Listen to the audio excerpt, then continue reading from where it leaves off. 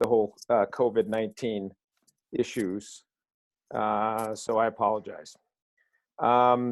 This is, I wanted to give a talk about something that I think we all do well, and all of us urologists do on a regular basis, and that is a transurethral resection of bladder tumors, and specifically talking a little bit about non-invasive bladder tumors and the need to do a resection or not. And I think we all think we do a great job with transurethral resection of bladder tumors, but I think I'll show you some data here that suggests that maybe we're not quite as good as we think we are, and that we need to entertain the possibility in a lot of patients of doing a second resection.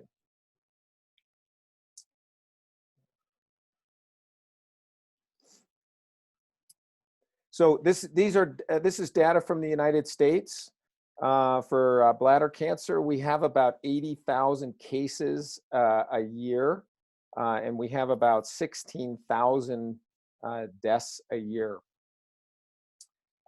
There's 4 times higher incidence in men versus women, and most of that is due to smoking, although there are some environmental factors that may play a role. It's the 8th leading cause of death in men, and the 4th most common cancer diagnosed in men.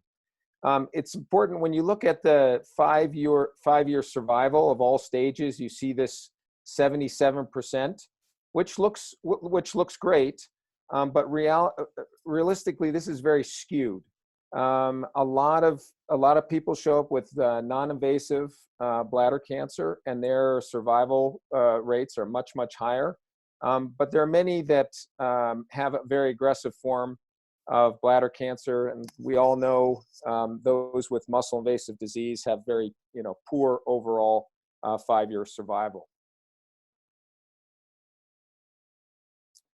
Again, I said 70% are non-invasive. But one of the biggest problems with the bladder cancer is, of course, it recurs, and anywhere between 50 and 75% will come back. We know in the United States it is one of the most expensive tumors to treat, mainly because there's so much surveillance that's involved, constantly looking back in their bladder, getting CT scans, recurrences, which are, and dealing with them, which are very common. And I think we get lulled into a little bit of a complacency for non-muscle invasive bladder cancer, and think that, oh, this is just a problem of recurrence. And we forget sometimes that progression is a real risk. And it's important to remember that about 15 to 25% of people will progress to invasive tumors. So that means anyone with, from a TA or a superficial bladder tumor to T1 disease, which is lamina propria invasion, but not muscle invasion, or somebody with carcinoma in situ. And these can become very dangerous tumors. And in some cases, we react too slowly. And some people will progress while we're watching them, and probably would have been better off dealing with more aggressively or doing a cystectomy early up front. If you look at the recurrence rates overall, so we're talking about just non-muscle invasive bladder cancer, you see here that if you have a TA lesion that's low grade, still pretty high at about 50%. And as you work through kind of the little stages, you think of a TA low grade, a TA high grade, T1 disease that's low grade. Honestly, I put this in here because I've probably only seen it once or twice. Most of the time, T1 disease is high grade, and then carcinoma in situ. And when you get into this T1 carcinoma in situ, you notice that the recurrence rates are quite high, and anywhere between 50 and 90%. And this is their 5-year probability of recurrence.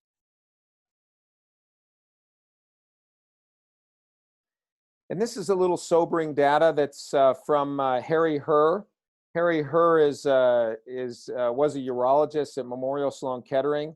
He devoted his whole life to bladder cancer issues, and he really was a big proponent of trying to identify high risk non-invasive bladder cancer, as well as talked about doing a restaging resection of bladder tumors. And this data shows essentially what happens. What's the natural history of high risk non-invasive bladder cancer? I think we all think of non-invasive as not aggressive, but if you look at this within, this is a sort of pie chart, and if you just look at the alive without disease, this is long term. The reality is 37% are live without disease. Obviously, this is an older population disease, so 28% were dead of other causes.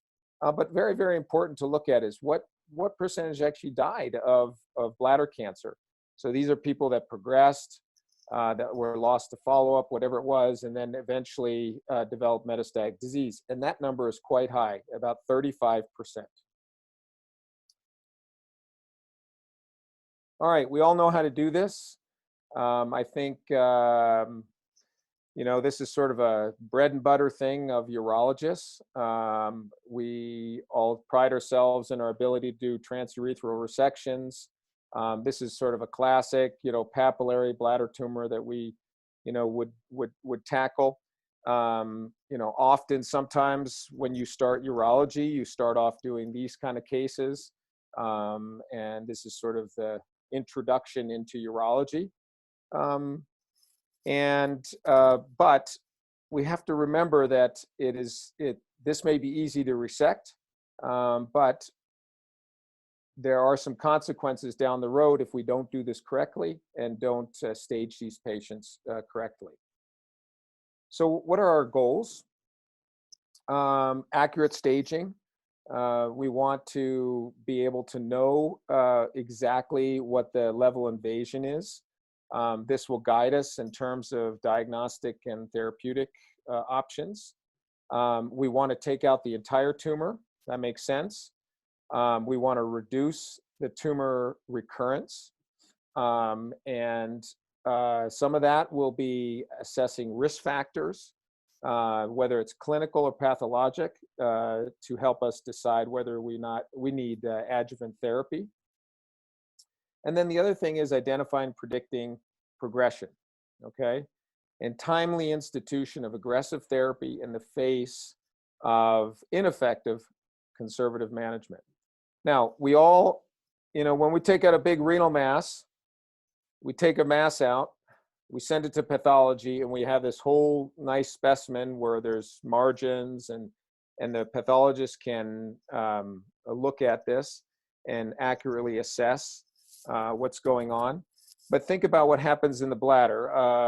You're taking chunks of this small stuff out, and it's very hard for a pathologist sometimes to identify depth, margin status, and so you can, and a lot of the times here in the United States, it's always the young residents who will be the ones doing the initial resections.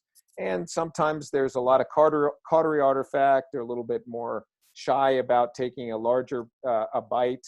They're worried about perforating the bladder, etc. And so some of the specimen quality is not so easy for the pathologist to evaluate. So when we talk about kind of risk assessing bladder tumors, we also have a role in that part, kind of a clinical role. And it's important to remember, that there are a lot of things that we can assess at the time of the TUR that are important for us in terms of deciding what the therapy is, not just the pathologic issues. So EUA, we call it exam under anesthesia. Very simple to do. Some people forget it. Is there mass? Is there no mass? Is this mobile? Is this fixed? Whether the tumor is papillary or solitary. We all know that a solitary tumor has a higher risk of being more dangerous. Location. There are certain locations that portend to probably worse prognosis. Those that are causing obstruction, those that are maybe at the bladder neck or in the prostatic urethra. The number, obviously, the more tumors are there, higher risk. The size, whether or not there's carcinoma in situ, whether it's focal or diffuse. And it's important to mark these things down when you're doing the resection and think about them, because the pathologist is not going to know. If you send a bunch of little specimens and all goes in the thing, they'll say, oh, there's carcinoma in situ. But there's a big difference between somebody who has carcinoma in situ throughout the bladder versus one little area. And then important here is whether it's at the bladder neck or the prostatic urethra. And some people, when you do your resection, if it's sort of bladder neck, you resect the bladder neck, but you're resecting through into the prostate, and that can confuse a pathologist. So it's important to kind of mark down in your mind and in the operative note all these variables that are important. Now, when it comes to pathologic stage, it's super, super important to have a pathologist who is well-versed in bladder tumors, who's well-versed in dealing with the multiple specimens that you send to them. And they should be able to tell you the histologic type, all right, the grade, low grade, high grade, the invasion in the depth, okay, and very important. And there's a lot of subjectiveness to this sometimes. So a lot of people don't, a lot of pathologists have a hard time differentiating whether or not it is actually T1 disease versus T2 disease. And it takes some practice. And it's always good to have, if you can have, a pathologist who is interested in bladder cancer and who spends a little more time doing that in their clinical practice. And that really does help out your diagnostic ability. Very, very important. Can the pathologist identify muscle in the specimen? We see a lot of specimens here, no muscle in specimen, and we'll come to that, but that's an important factor in terms of doing a reassessment. Again, if they can identify carcinoma in situ, vascular invasion, doesn't happen very often, but when it does, it's a harbinger for a little more aggressive tumor. At the bladder neck versus prostate, like we talked about. And very important, if it is in the prostate, is it just a urethral kind of transitional cell carcinoma, or is it actually in the stroma? And the stroma obviously portends to a very poor prognosis and the need for aggressive therapy. This is what we wish we could do after a resection. We wish we could actually have a great way to categorize things. This would be sort of like when you do a prostatectomy and you know if, what the macroscopic and the microscopic margins are. The problem is that you guys all know, is it's very, very difficult to get these from a TUR specimen. So even though we think we do a great job and we're always getting an R0, meaning we got all the macroscopic disease out and we got all the margins negative, we really don't have a good sense of that, or that we do it. Okay, so again, why is this non-muscle invasive bladder cancer a challenge? I think a lot of it's a challenge because we lump a group of tumors in there that act very, very differently. We have anything from a very low-grade TA lesion to a high-grade T1 with carcinoma in situ. These ones tend to recur and are less aggressive, and these ones over here do recur, but have a very high rate of progression. And often we sort of treat them all together And there are people that in this group, the T1 disease, that do progress on our watch and need to be probably addressed sooner with more aggressive therapy.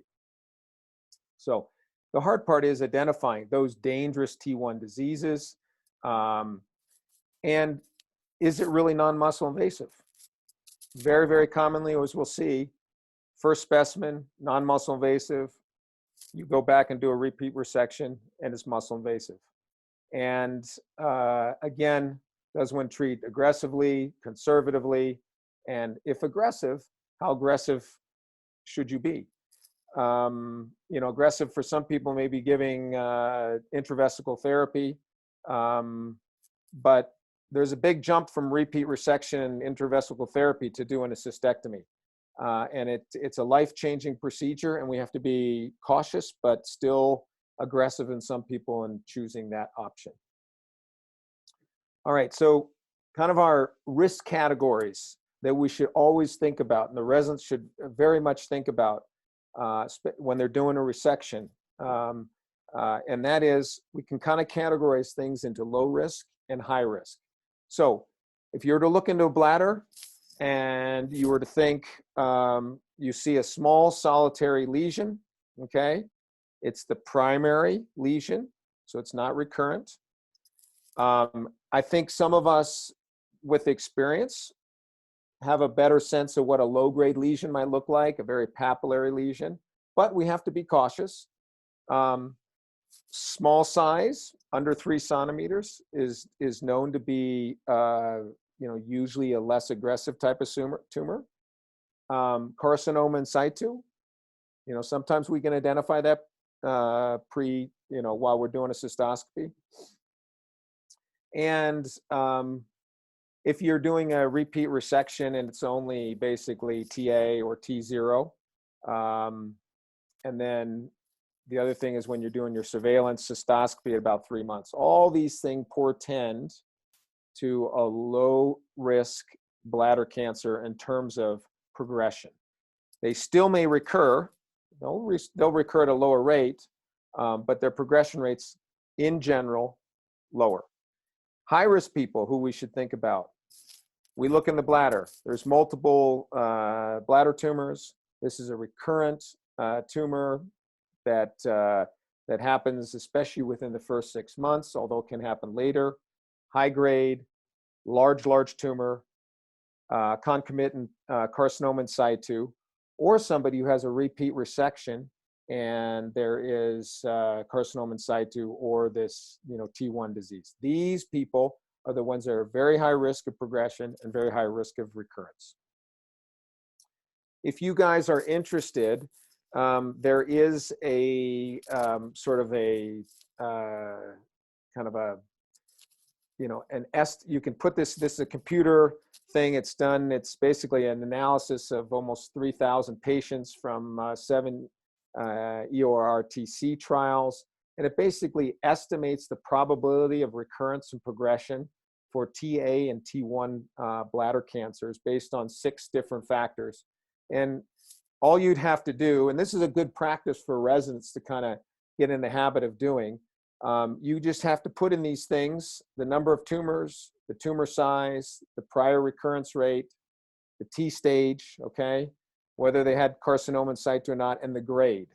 And you just go to this eortc.be/tools/bladder calculator, and you put all those things in there, and you can get a good sense of what recurrence rates are. And this can help you, as the residents, as they're learning, get a better feel for what they're talking about. It also helps in terms of explaining to the patient and saying, hey, this is why you need to come back. This is the danger of progression, or this is the danger of recurrence. Because some people think, oh, I don't have muscle invasive disease, and they disappear.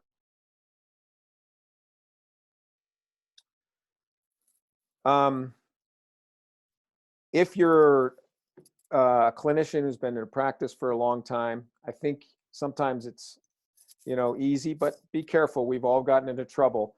We get a sense of what the natural history of non-invasive bladder cancers just by looking at it. And we sort of, sometimes it's easy. You have a solitary lesion, like I say, low grade and papillary TA. Okay, not a big deal. But you got to be careful. And the issue is there's a lot of tumor heterogeneity, and determining malignant potential is often very, very difficult. So what helps us? And unfortunately, it's really our clinical assessment and the pathology. Molecular markers, we've been long time, we've talked about P53. There's also other ones. They constantly are being studied, but honestly, at this point in clinical practice, I hope everyone's okay with that sound. These molecular markers are essentially not ready for clinical practice. So the most important thing we can use is our clinical ability to assess it during surgery. And then the other thing is what our pathologist gives us. And again, the pathologist is very, very important to help us into determining these various factors: grade, depth of invasion, size, CIS, etc. And if the pathologist is not addressing all these issues, it's important to engage somebody in the department. And if you can find sort of a cheerleader for this, and they can start working with you in terms of establishing and making sure that they go over all these issues. And that'll help the quality of your assessment and help the quality in your treatment. So let's get down to, this idea of doing a repeat resection of a bladder tumor. We, at least in the United States, it's often the case is that we see this, and the younger faculty or the younger residents will take on these cases because we say, well, this is a good way to get them involved in endoscopic work.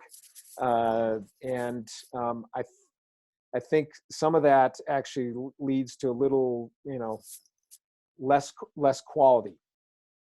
But that said, for those of us who think we do it super well, we'll see some data here that suggests maybe we're not as good, and we also do need to think about doing a repeat resection. So if you look at the data, it's very interesting. What is the chance of finding of residual disease? So somebody does what they call complete resection. You don't see any viable tumor, and then you go back and resect them, somewhere between 1 and 6 weeks, okay? And it's amazing. Residual disease can be found in a significant percentage of the time, 20 to 40%. Sorry. And it's even found, so those ones that we think are solitary, papillary, they look fairly benign, upwards of 25% in those cases. If you go back, you can find residual disease. And so the bottom line is there's a significant chance for understaging. And if you understage somebody, we all know we miss opportunities to intervene in an appropriate time. And there are some very prognostic data that you can get from a restaging transurethral resection.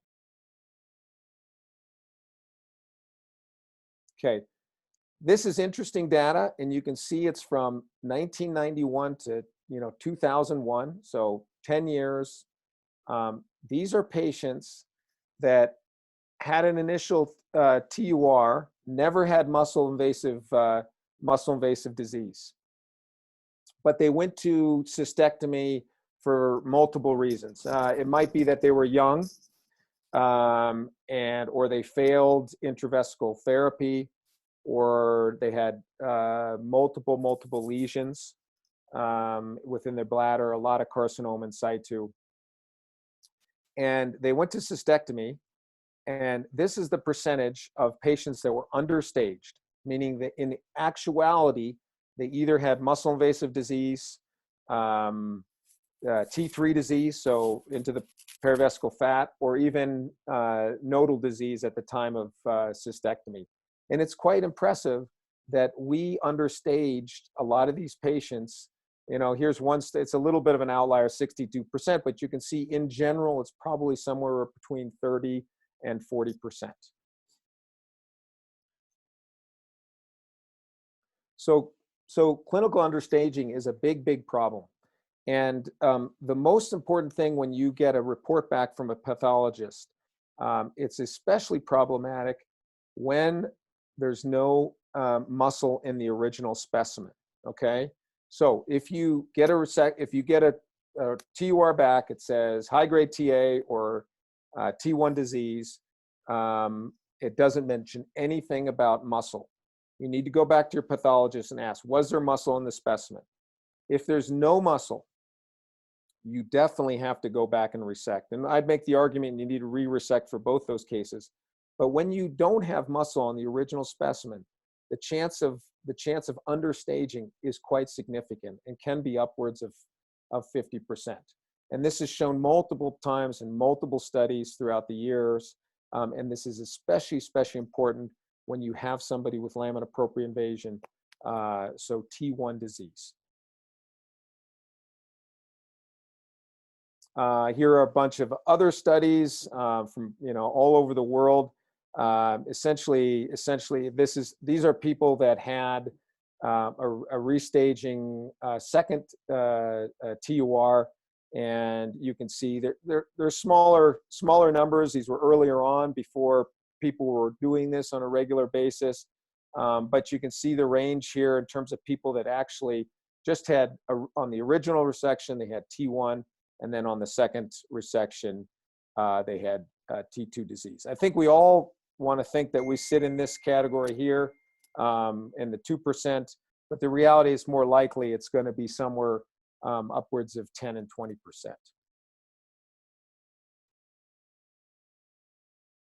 And there's a lot of prognostic ability for restaging TUR, and you can use this clinically and for your patients. So if you have somebody who has non-muscle invasive disease, and then you do a repeat resection, you can look at the proportion of progression-free survival is very much staged by their repeat resection. And you can see that quite obvious here. If you go back and re-resect and it's T0, great prognostic indication that their progression-free survival is good. But look, as you see, if they have even if they have TA disease or high-grade TA disease, carcinoma in situ, and specifically if you come back on a repeat resection, they still have T1 high-grade disease. You can see the progression-free survival is quite different. Harry Herr, again, the gentleman I mentioned from Memorial Sloan Kettering, he's done lots of studies. He basically shown that a repeat resection improves your response to BCG. So a repeat, if you're going to end up doing BCG, more complete resection, a repeat resection improves the response, partially because you're making sure they don't have muscle invasive disease, but also probably making sure the disease burden is less. It reduces recurrence, and it delays the time and decreases the rate of progression. There's a lot of talk, and you may see in the literature, about blue light cystoscopy.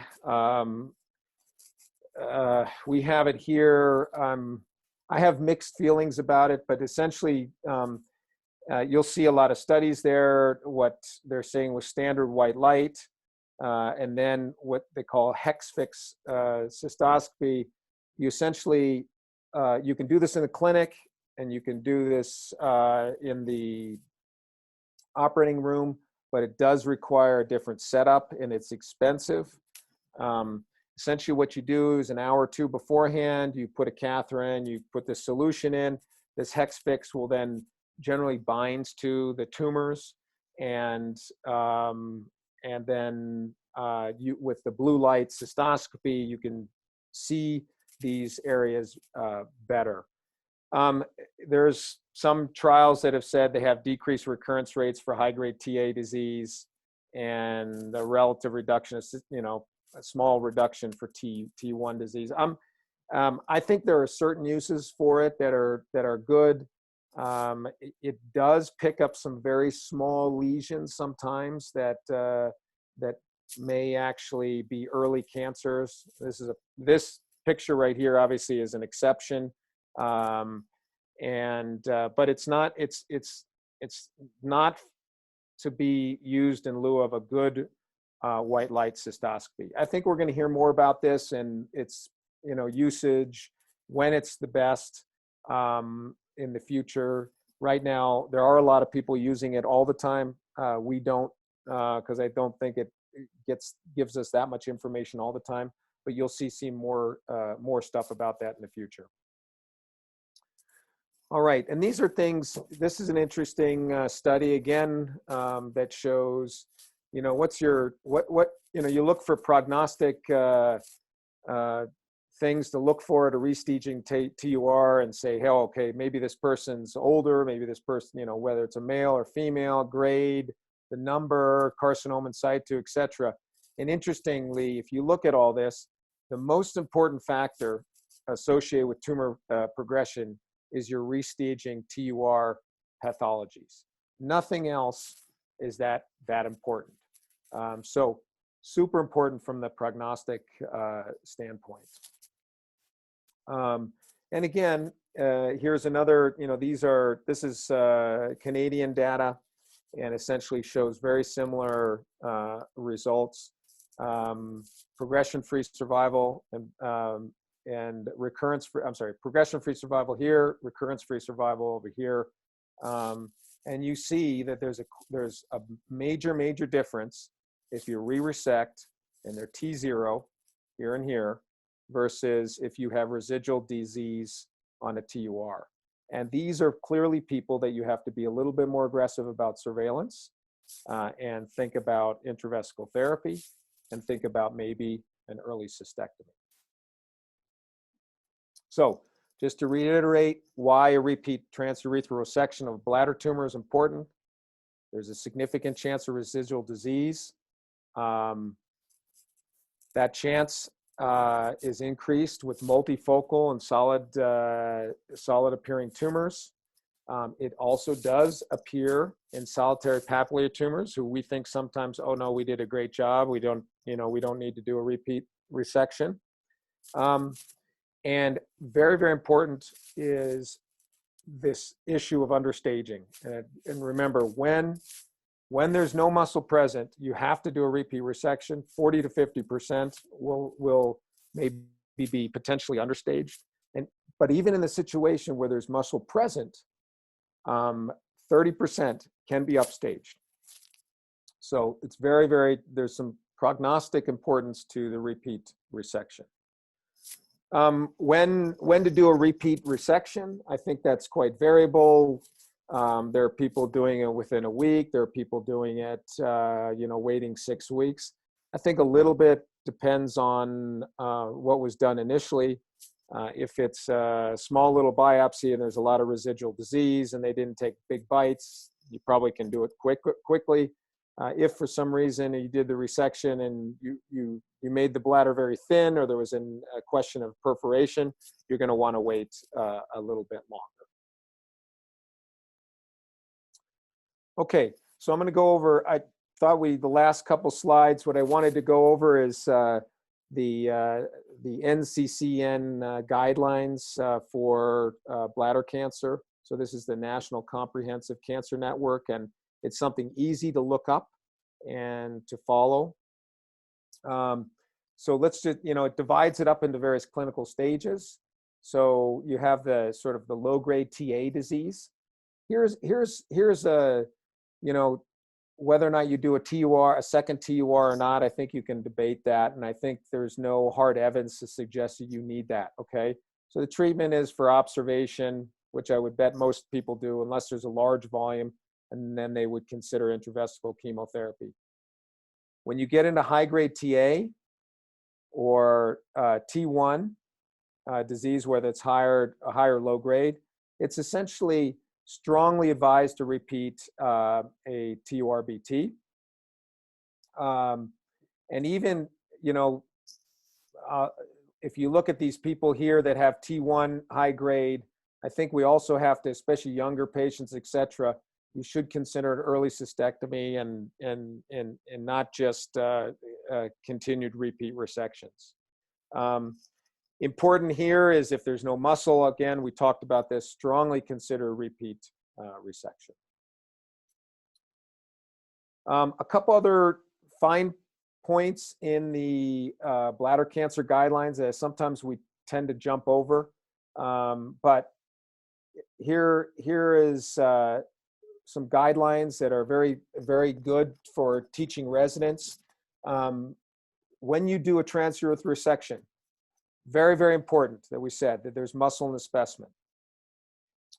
The only time, okay, and there's a caveat here, the only time muscle may be omitted in case of documented low-grade TA disease. So that would be a circumstance where you know this person has had occasional recurrent low-grade TA disease. Maybe early on they had complete resection. They haven't had much, too much progression or recurrence, and then you see a small lesion and you take it out. You don't necessarily need to get muscle in that circumstance, but most cases you have to at least initially have good evidence that there's no muscle invasion. That usually means a very deep TUR or a second repeat TUR. In cases of suspected or known carcinoma in situ, it's recommended that you biopsy adjacent to the papillary tumor and consider prostatic urethral biopsies. I think if you have recurrent bladder tumors and you don't see anything in the bladder and maybe have a positive cytology, there is a real indication to consider prostatic urethral biopsy or random biopsies. If you have a papillary appearing tumor that's likely non-muscle invasive, make sure you do an early repeat transurethral resection. If the initial section was incomplete, obviously, no muscle in the specimen, do it. If it's a large lesion over 3 centimeters, or if there's multifocal lesions, or again, anyone with T1 or lamina propria invasion disease. People that have sessile or invasive appearing tumor. So it's like, so you look at it, you say, this is a very high chance for muscle invasive disease. Again, repeat TUR, if you don't have any muscle, okay? Any T1 lesion, and if for some reason the resection doesn't allow for adequate staging, or obviously an incomplete resection. Also important here, I don't know how much you guys do in terms of trimodal therapy, which is essentially chemo, resection, and radiation. It's very, very important to think about a repeat resection. If a patient is not a candidate for cystectomy and you're offering them a combination of radiation and chemotherapy, doing a repeat resection is extremely important. The data would suggest that the people that do well with a combination of chemotherapy and radiation are those that can have a good resection. So that the resection, so you even have like T2 disease, you're sending them for radiation chemo, and they have they have no residual disease. Those are good candidates for a repeat resection. If you guys are interested in guidelines, and I think all residents should take a look at these things, they're at the NCCN. You can go through all the bladder cancer guidelines. And then the AUA also has education guidelines, and obviously the European Urology Association probably does as well. So kind of in conclusion, is a repeat resection necessary? In most cases, absolutely, even in the setting of somebody who's experienced and thinks they have a very high quality resection. So I think that's the conclusion of my talk. If you guys have questions, fire away. And certainly, if questions come up in the future, and if you're looking at these guidelines, we can address those in the future too. Thanks. Great. Thank you very much. If you, Dr. Dechet, if you click on the chat button at the bottom, there's been a question or two typed in there. It might be easier to read the questions and then answer them. Let me get rid of this here. Yep.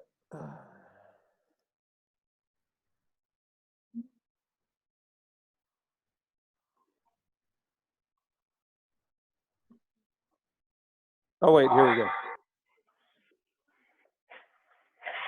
Oh, I'm sorry. So somebody sent, they had no sound. I apologize for that. Oh, you're there, Josh. Okay. Does a repeat TURBT carry an increased risk of bladder perforation compared to the 3-month surveillance cystoscopy?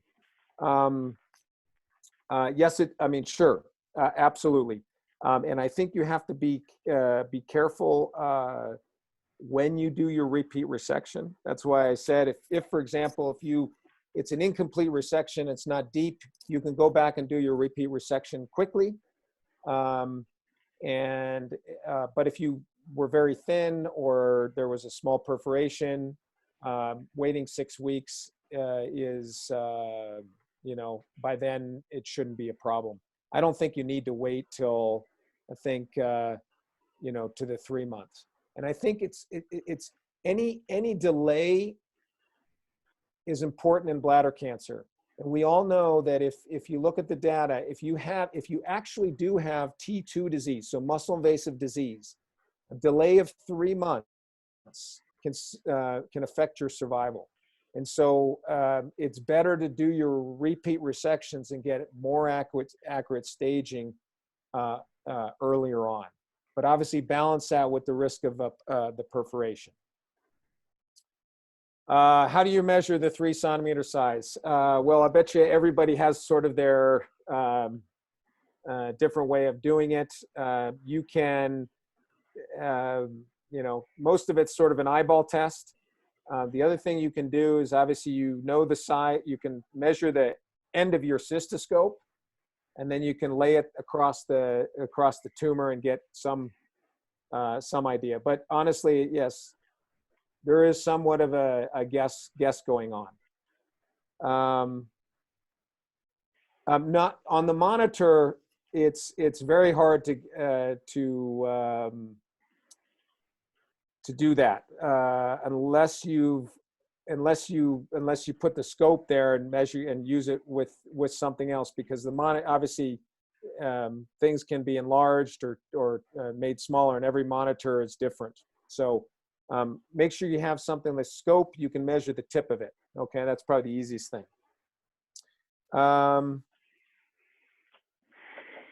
What is the role of FGR status in non-muscle invasive BCG?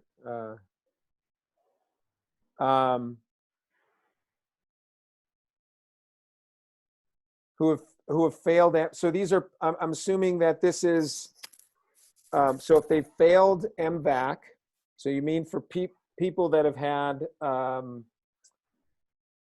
muscle invasive disease and now are,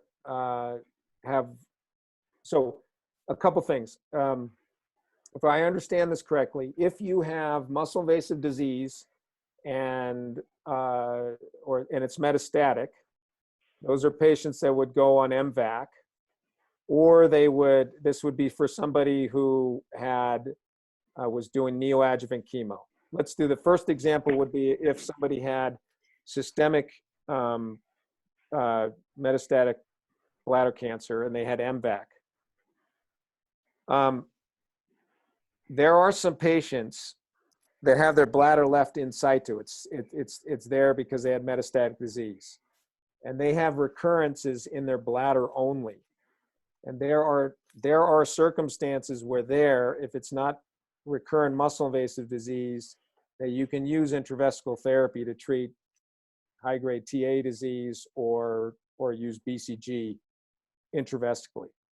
But generally speaking, those patients recur systemically, and then here in general, the move is to treat them with immunotherapy. Now, if you have somebody who has neoadjuvant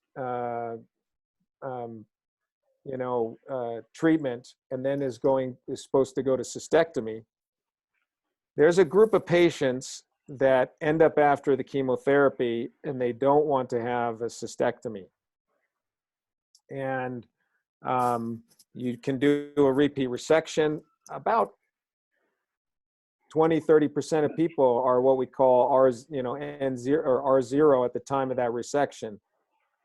They are obviously at high risk of recurrence, but if they have a recurrence in their bladder, I've done it occasionally, you could try to treat that with intravesical therapy.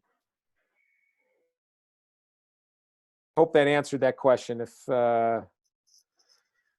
All right, immunohistochemistry, do it for patients. Do you do it for your patients? Would it be helpful anyway, given the high chance of understaging? In general, I would say that we're getting away from it. We don't do it as much. There are circumstances where we might do it, but I have to admit, it tends to be lots of false negatives, false positive.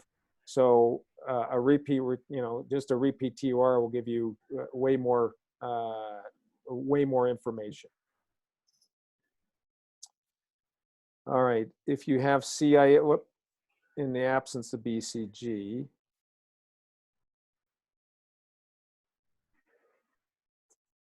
yeah, I think. So, can you guys give intravesical chemotherapy? Yes, we can. Okay, what do you have? What do you give? We have mitomycin mainly. Okay. Yes. Well, yes.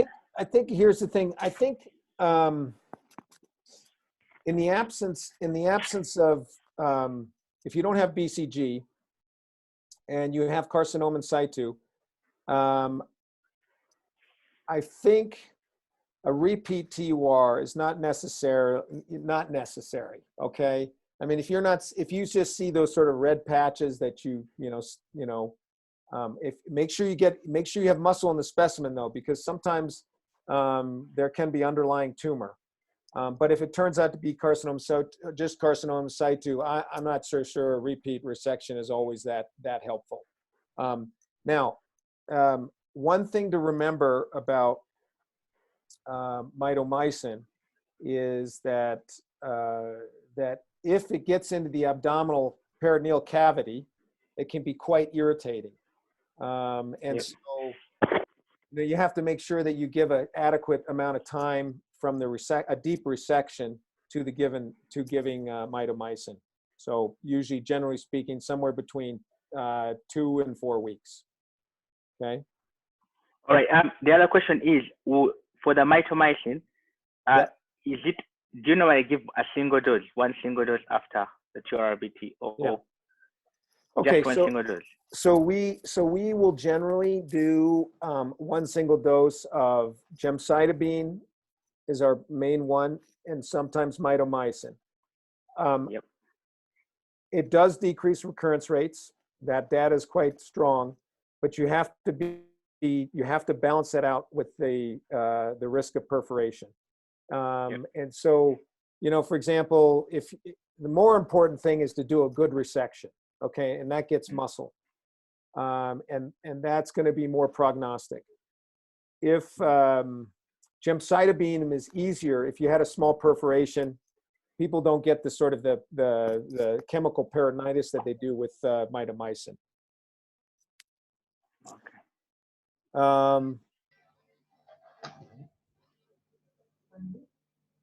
Yeah, we don't do FGR status. Do they do that? Do you guys do that? No.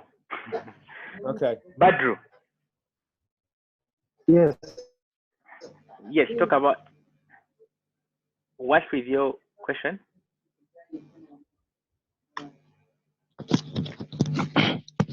Can you hear me?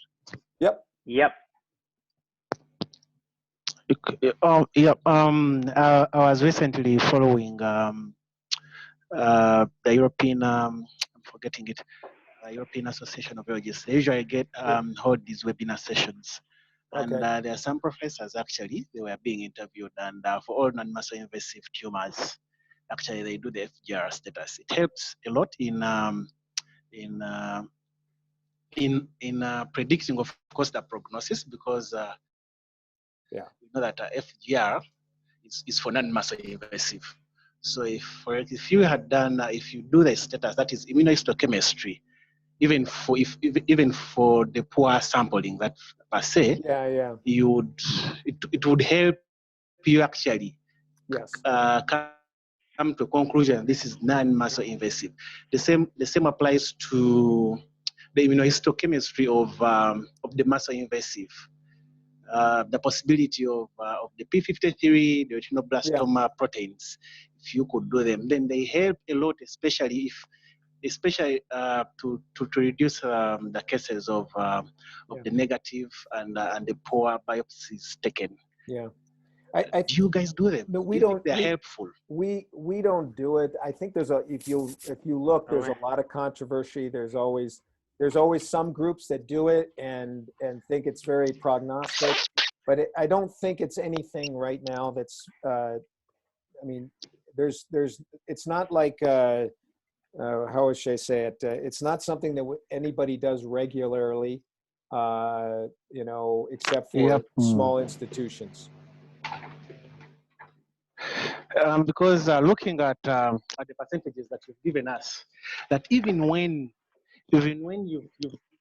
muscle is present, there are 30% chances of understaging. Oh, Like you've done a very good, Yep. You've taken a very good specimen, Yep. and 30%, even when muscle is present, Mhm. chances of understaging, right? Yep, So exactly. I think for the guys actually who do the fibroblast growth, the status of P53 retinoblastoma, because we know that retinoblastoma and P53, like you've indicated, that for their pathways is muscle invasive. No, And the fibroblast growth receptor is for non-muscle invasive. yeah, I mean, Wouldn't they help anyway? Because they reduce these percentages of negative, of understaging. so I will tell you is that there's data there that suggests they may help, but there's not enough studies to really say whether or not it's any better than a repeat resection. I think it's sort of to continued.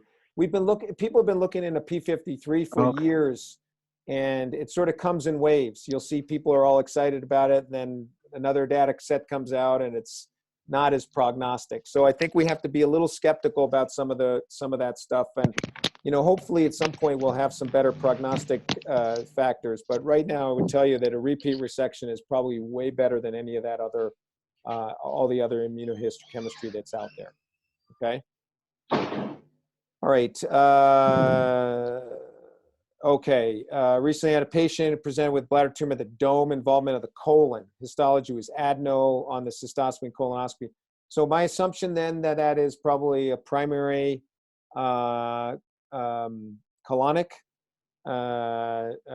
GI adenocarcinoma that's invading into the bladder. Obviously, you can have an adenocarcinoma from the bladder itself, but it's rare. In those kind of cases, essentially, we treat them. Generally speaking, we treat them more like a GI adenocarcinoma if they can't differentiate, and he would get a colon resection and a partial cystectomy. If there's concern that there may be a bladder origin, then random biopsies throughout the bladder might be warranted as well. And how do you confirm the primary site of carcinoma? I think basically it is a decision more commonly that the pathologist will have. That's sort of where we tip our hats to and have them help us decide where this originated from.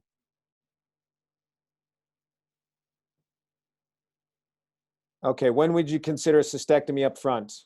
All right. So I think a couple, so obviously for T2 disease, okay, but if you're looking at non-muscle invasive disease, I think young patients with T1 disease, high-grade T1 disease, large Okay. T1 tumors, people with concomitant carcinoma in situ, all right? And probably anyone, if they've, if you don't have BCG, if you do mitomycin and they don't respond and they still have residual T1 disease or high-grade TA disease, I would have that discussion.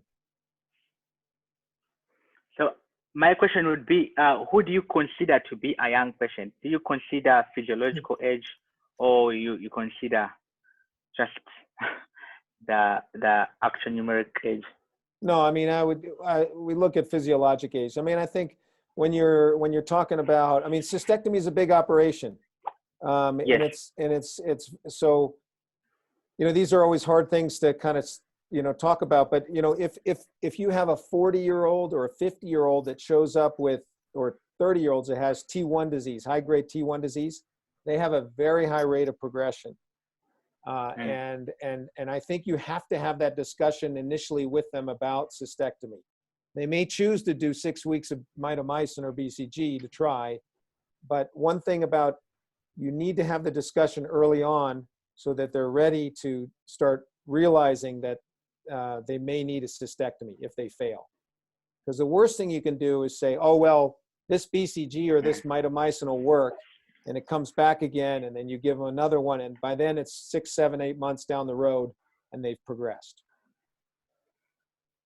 Okay? I mean, if you have a 70, 80-year-old person who's not that healthy, you know, I'd probably try, you know, mitomycin first, or try to get the BCG. Okay? Yep. Yep, my hand is up.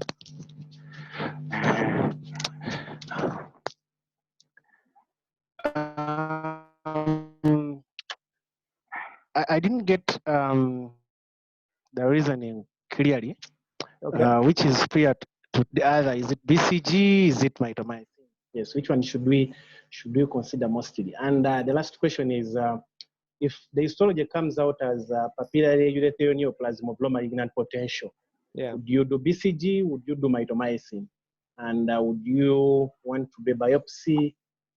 Would you want to rebiopsy? And how would you follow up such patients with papillary urothelial neoplasm of low malignant potential? Yeah, I mean, if it's a, okay, so if it's a small lesion, TA disease, low grade, in general, I don't do intravesical therapy. Yes. Unless there's, and then I would repeat a cystoscopy in about 3 months. If they have early recurrences, it's still the same. I would consider immunotherapy. I mean, I consider whether it's intravesical immunotherapy or chemotherapy. In low-grade tumors, the intravesical therapy doesn't work as well. If you have somebody with TA disease that's high grade, then I definitely would consider doing intravesical therapy. If you're talking about data for T1 disease and carcinoma in situ, BCG is superior to intravesical chemotherapy, you know, but we're talking about the 6-week course of BCG versus a 6-week course of you know, mitomycin or gemcitabine, and then I would use BCG in those circumstances. Obviously, in the post resection, the one course without that would be the mitomycin or the gemcitabine. Does that answer that question? Yeah, thank you. Can you guys get BCG? Nope. No. Okay. And So it's very hard to get. It's Yeah. hard to get, huh? And Yeah. so the only thing you can get is mitomycin? Yep. Yeah, sure. Okay. Do you guys give people 6-week course of mitomycin for T1 disease, or high-risk TA disease? When do you use it? I beg your pardon? When do you use the mitomycin?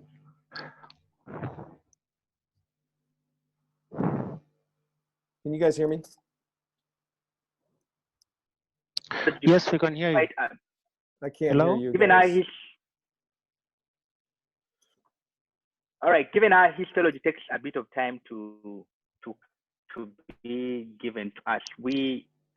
For all some of these tumors we think are quite early, we give intravesical mitomycin as a rule, as opposed to, because we don't know what we're dealing with, just in case it is if it's beneficial, it's given. Because the histology takes a bit of time to come out. It takes about 10 days to come out. So we give it, we used to give it like now, and then for the patients who have high grade, ideally we are supposed to maybe consider them to maybe going for a radical cystectomy, and maybe if it's high grade and it's not resectable, TURBTs won't help.